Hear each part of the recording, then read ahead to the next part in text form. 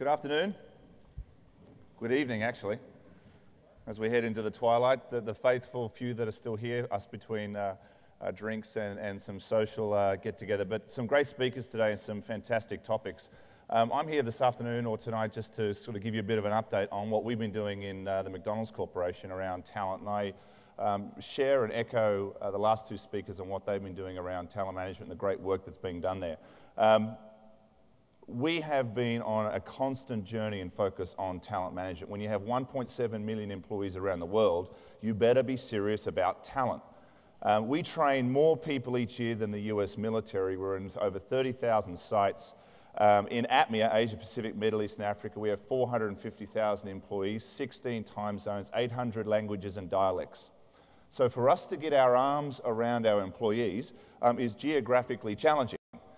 In saying that, we have some very simple processes that we put into place when we're managing talent. But I just want to give you a little bit of a concept of where we were, because it wasn't always great for McDonald's. You've heard of this big brand and you've seen our restaurants, and hopefully you've noticed some of the changes we've been making over the last probably 2 or 3 years in our decors and some of our menu offerings. But we kind of had a point, if you sort of look up here, where we had to do something different. In 2003, we suffered our first sort of quarterly loss, and that was a bit of a call to action in terms of we need to do things differently to the way we've done them in the past. And since then, some of the things that we've been institutionalizing across the brand have really been working. And back in 2002, when Jim Cantalupo came in and came into the CEO's role, and Charlie Bell was named Chief Officer of the company, we started to make some changes. And one of the major changes we made was to become better and not necessarily bigger. McDonald's organic growth was essentially around opening sites around the world, and we did a pretty good job at that. We're pretty good at real estate. In fact, I think it's only the Catholic Church that has more blocks of dirt than us. But we were pretty good at growing the business. But what Wall Street was telling us, what our consumers were telling us, is that the offering wasn't compelling, the service wasn't great, and we needed to be better. So we came up with a plan called the Plan to Win. Which was really referred to as riding the ship. And it was about getting better at what we do around execution. And fundamental to that was not just the offering, not just the physical plant, but the customer experience, which actually comes right down to people. So we started with people, and we started with talent, and we started to do things a little bit differently. And we launched our Leadership Institute, which was our guiding, focus for talent. And you don't need to go into all the details here, but I think what you'll share with us, and in particular the last few speakers, has been that this has not been a one-off event around talent. It's been a quarterly focus, it's been quarterly talent discussions. I too are involved in the executive leadership team, and every quarter we have a 3-day meeting, 1 day totally dedicated to talent and talent management and what that means. So at McDonald's we really have 3 goals for our talent management, and that's to make sure we've got the best leaders in place today.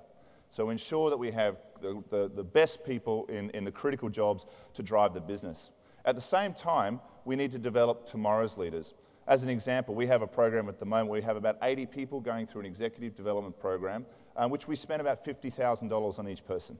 Our program goes for about 6 to 9 months, 4 different immersions at different areas of the world. They finished their final week last week in Istanbul, and they've had 3 separate experiences that have taken them around the world. So it's a constant investment in terms of what we're doing in developing tomorrow's leaders. And then lastly, we have really a culture around development. So you've probably heard of our institutions around the world. There's 7 of them called hamburger universities, which back in the day, in the 1950s when we started, really was about how do you cook a really good hamburger. Today, they're more leadership academies than anything. They're about the strategic side of the business, they're about people side of the business, and they're about the marketing side of the business. It's all about strategy when it comes to those particular programs. So we have that big goal of talent management, and we've got particularly small HR teams.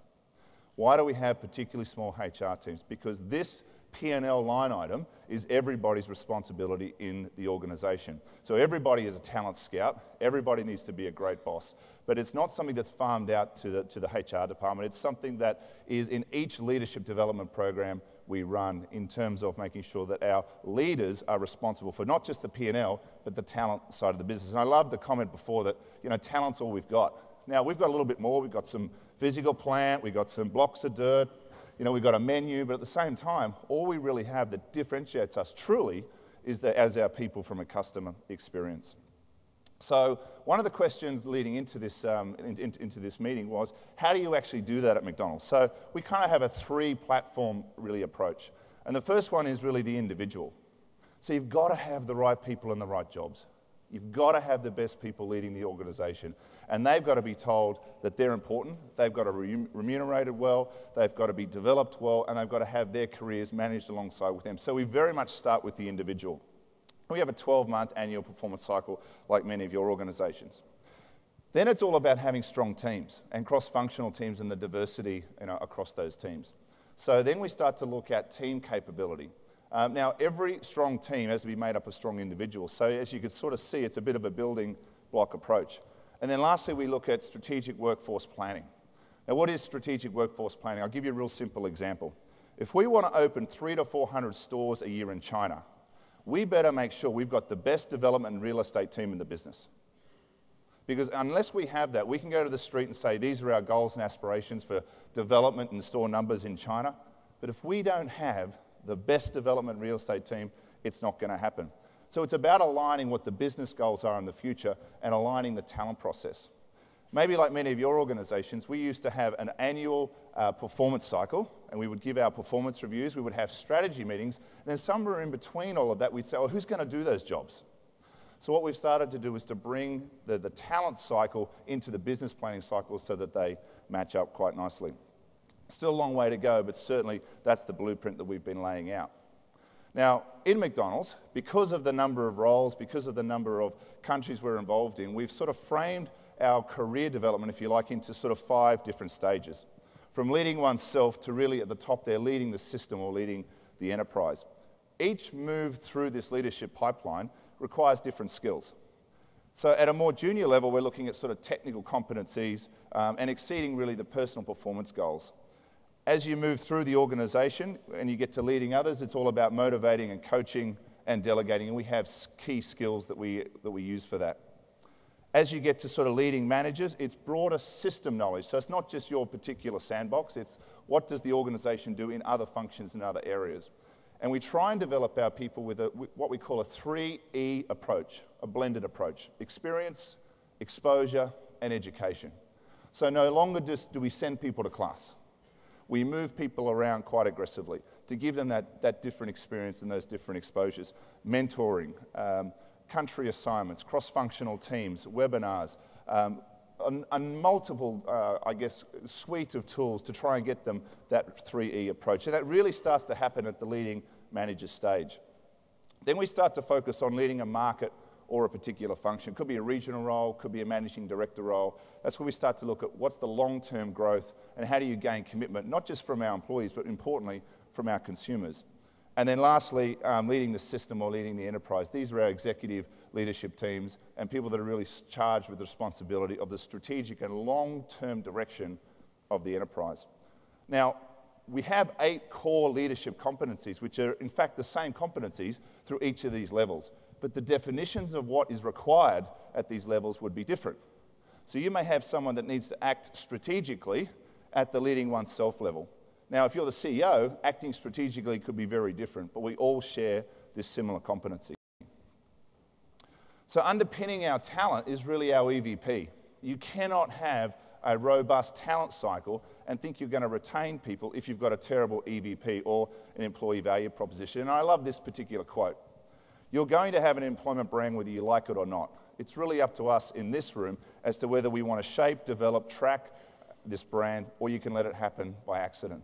And you know what? We kind of did let it happen by accident.